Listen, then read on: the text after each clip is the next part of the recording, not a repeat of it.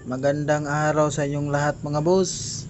Andito na naman tayo ang inyong lingkod, si Clifford Dama Vlogs. So naglaro ako sa Dama Arena mga boss. So may nakalaban akong isang followers ko din pala, si Batang Cebu 45. So shout out sa iyo Master Batang Cebu 45. Ang ganda ng laban natin.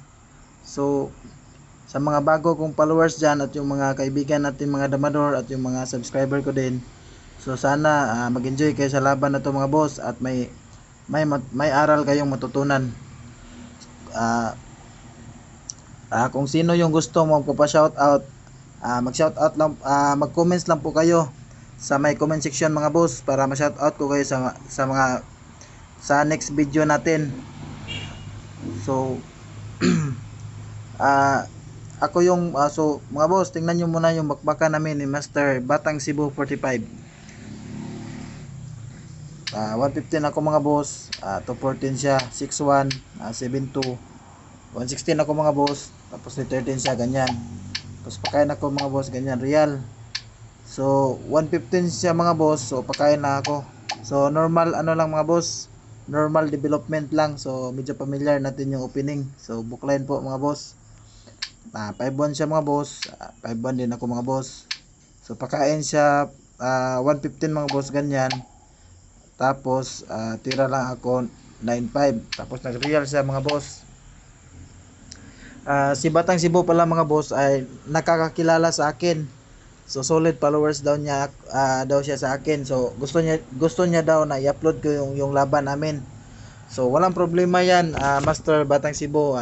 Yan ang gusto ko, makita yung mga video ko, mga laban natin. So 115 ako mga boss, 12-7 siya, 7-2 pakain. Tapos 9-5 siya mga boss. Tumira lang ako ng 5-4, 6-1 siya mga boss. So tumira lang ako ng 11-7.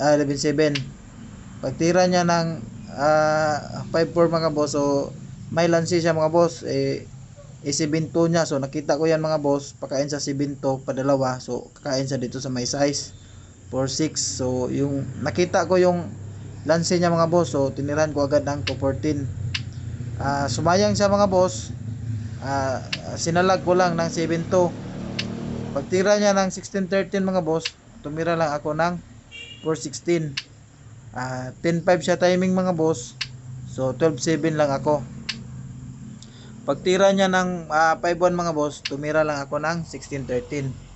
Pagpakain niya ganyan mga boss, sa posisyon na to mga boss, medyo winning na po talaga ako dito sa posisyon na to.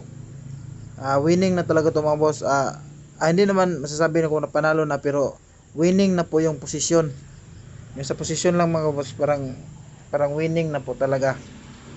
So pagtira ko ng 14 to mga boss, nag-advance ako, tumira siya ng 313.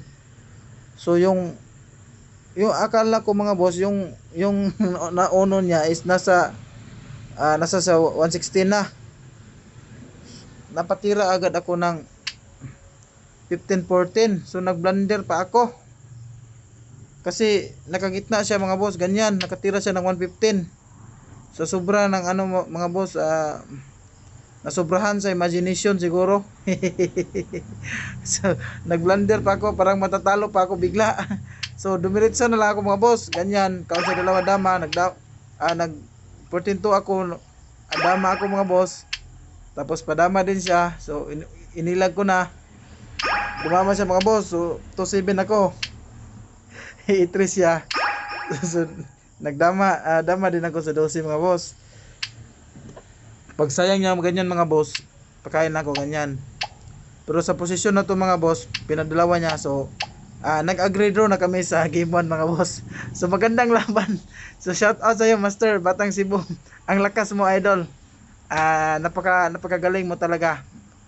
So game 2 naman tayo mga boss. Ako na yung black, siya na yung white mga boss. So 116 siya, 115 ako mga boss. Pagkaya siya ganyan. Tapos pagkain ako mga boss, break ko agad. Pagtira niya ng 6 to mga boss, napadali ako ng tira na 15-14. Hindi ko masyadong binilang mga boss. Medyo malulugi pala ako ng isa dito. Ganyan. Timing siya 10-6. So magaling talaga. Magaling talaga si Master Batang Cebu. Hindi talaga niya minadali. So nag 7-2 lang ako. Medyo blunder din yung 7-2 mga boss para sa akin. Mas maganda kung nag 5-1 na lang muna ako. 5-1. So para sa akin medyo blunder yung 7-2. 7-2 siya mga boss. So sinalag ko ganyan. So parang makukulangan ako ng depensa mga boss. Pag 9-5 ko, 7-2 siya. Tapos sinayang niya mga boss. Pinabayaan ko na kasi alam ko naman na lugi na talaga ako, kasi kung pipilitin ko yun mga boss, lalo na ako matatalo. So sa dito na banda mga boss, medyo nag comments na kami na i-upload ko yung video. So sabi ko, okay boss, walang problema yan, kasi yan talaga yung gusto ko. Kung sino yung magre-request, i-upload ko talaga yan. Kahit matalo man ako mga boss, walang problema yan sa akin. So tumira lang ako ng 8-3, 12-8 mga boss. Timing lang, abang-abang. 8-3 siya mga boss. So magaling talaga. 11-6 mga boss. Nag 16-4 siya. 5-1. Tapos tira siya 3-14 mga boss. Tira lang ako 3-13. Sa dito mga banda mga boss, medyo kinikulit-kulit ko siya. Nagme-message ako sa kanya para medyo maano siya, ma-distract. Nagpakain sa ganyan mga boss. Tapos tumira lang ako ng 2-14. Pagtira niya ng 5-4 mga boss, dito banda mga boss, para sa akin parang wala na talaga to. Talo na talaga ako mga boss. Kahit dumama na siya sa gitna mga boss, talo na talaga ako dyan. Kaya kung papadalawahin ko, wala na akong pag-asa. Pero hindi ako sumuko mga boss. Pinapagpatuloy ko pa din. Tumira lang ako timing 13-3. Tapos sinat-chat ko siya mga boss. Dinidistract ko. Pagtira ko ng 6-2 mga boss, pagtira niya ng 9-5 mga boss dyan, medyo blunder yung 9-5 para sa akin, na blunder siya dyan. Kasi wala na din siya ibang matira. Kung dumama naman sana siya sa gitna, okay naman yun. Panalo naman yun si Master Batang Cebu. Siguro pinagbigyan niya ako. Kasi sabi niya i-content ko. So pinagbigyan niya ako na baka gusto niya ako yung manalo. Pero maganda ang yung laban natin, Master Batang Cebu. Alam ko naman natalo na ako talaga kanina pa. So medyo baka na-distract ka sa mga sinasabi ko, kaya kaya medyo naano ka pa siguro. Kasi natirahan ko siya agad ng 8-3 yung 15-2. 2-15 pala mga boss. Naubusan na siya ng timing, so mapoforce na talaga siyang dumaba. Pag dama niya mga boss, 5-10 pala. Dito lang ako sa 8-3 timing pala mga boss, ganyan. Tapos pinakain ko dalawa. So natalo pa siya bigla mga boss. Sa winning na position niya, natalo pa siya bigla. So kasi pinakain ko ganyan mga boss, pinabalik sa ganyang position mga boss. Nag-resign na po si Master Batang Cebu. So magandang laban mga boss.